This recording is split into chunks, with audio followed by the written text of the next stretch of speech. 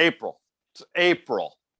Thank goodness, man. I mean, we needed April so badly for so many reasons. Play ball, daylight savings times here. I'm drinking again because Lent's over. Sure, yeah. You know, so I mean, there's a lot of things. Anyway. So here you go. So April 1st, 1976, it was a Thursday night, okay? And I remember some of the older kids, watch what I'm saying here. Some of the 9. older kids, when I say older, I mean like, older you know, kids, 16-year-olds. Guys and gals I knew sort of in high school were going to see something at midnight in the theater in Ossining. And I know exactly what it was. It was the Rocky Horror Picture Show. The premiere of the Rocky Horror Picture Show. Wow. Okay. Midnight, April 1st, 1976.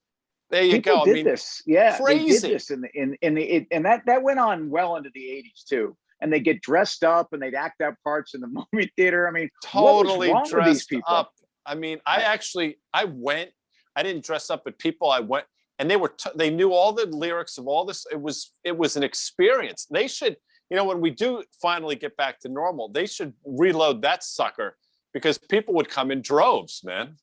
Well, so the theme song from that is "Let's Do the Time Warp," and I'm looking at you, man, with a gun show today, man, and I'm like, dude, I mean, are you back to the Croton High weight room? I mean, I mean, dude, you look. Not only are you sculpting like that shirt you have on, it's like it's like the body sculpting shirt. It's like it's showing off. I know what it's doing. It's not. It's actually very loose. I go from knotted up to my pullover to hats to, you know, I try to, I mean, you never know what you're going to see on commercial break. People are getting us as we are, man. That's unvarnished and a little gun show doing the time warp. So why are we talking about Rocky Horror Picture Show? No, because I just was looking at my Google machine and I noticed that happened this today. You know, but it is a bit of a time warp because, you know, here we are on April 1st and it's like the last year never happened. We have S&P above 4,000. Think about that. Think about that for a second.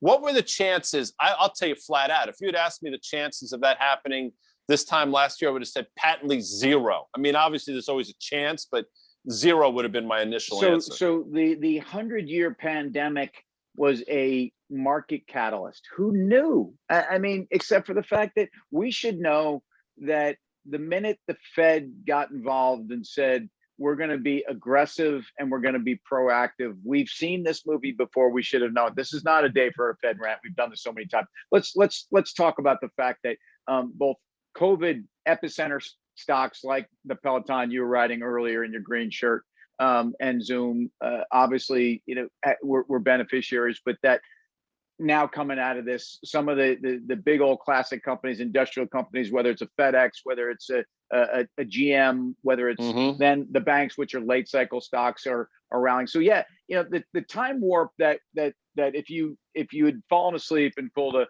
you were Rip Van Adami or Guy Van Winkle, you would not believe what was going on.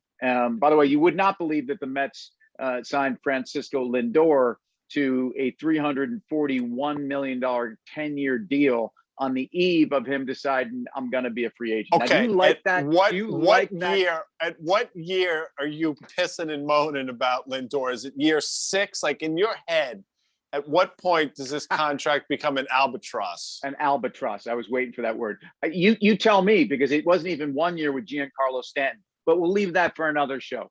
I love Giancarlo.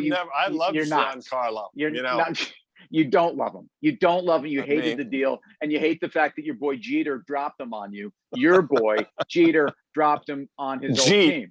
Jeets, who can't sell his $29 million mansion in what's Tampa, up with by that? the way. How is that? You would think just somebody, you know, just a vanity purchase. I mean, there are a lot of wealthy people out there. You would think just to be able to say that I own Jeter's place.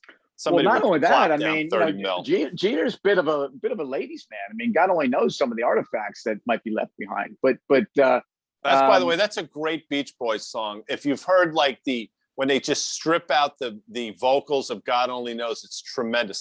That's a complete digression, I know. The other How thing, did we get to that? What did I say? you just said God only knows what God happened. only knows where I'd be without you. Right. Okay. The other thing, by the way, and not to really drag this down, but on this day in the early 80s, I don't remember exactly when, on this day, and at the time I thought this has to be some sick April Fool's joke, but Marvin Gaye was shot and killed by his father on April 1st. I mean, and people, that album, Rolling Stone just came out and said the greatest album of all time.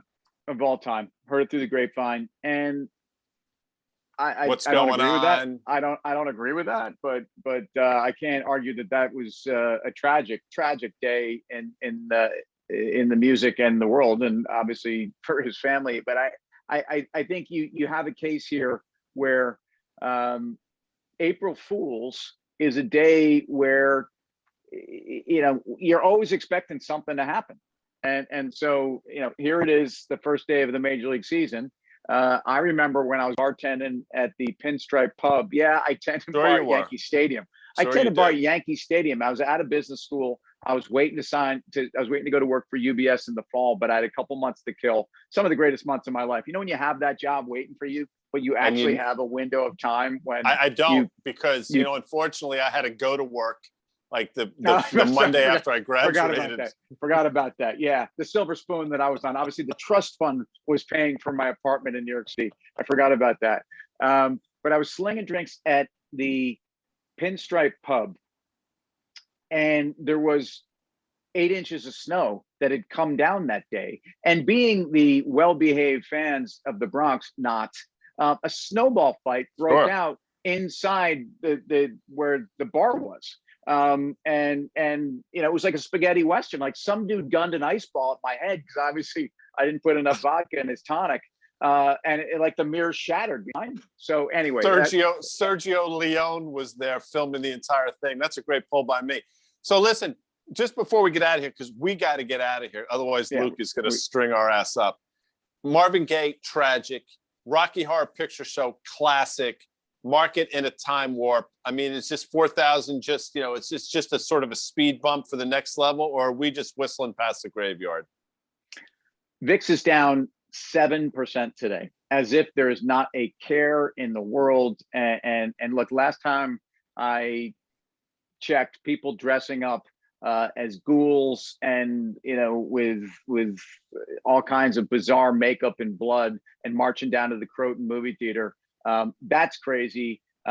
Which is crazier? As long as the Fed's in the game, I think it's what you guys are doing back in the 70s in Croton, Guy.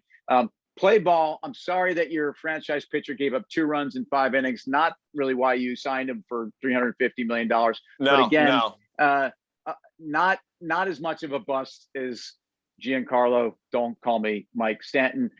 See on the back page of the Post where the Mets live after signing Lindor. Love you, Guy. Love baseball. See you soon.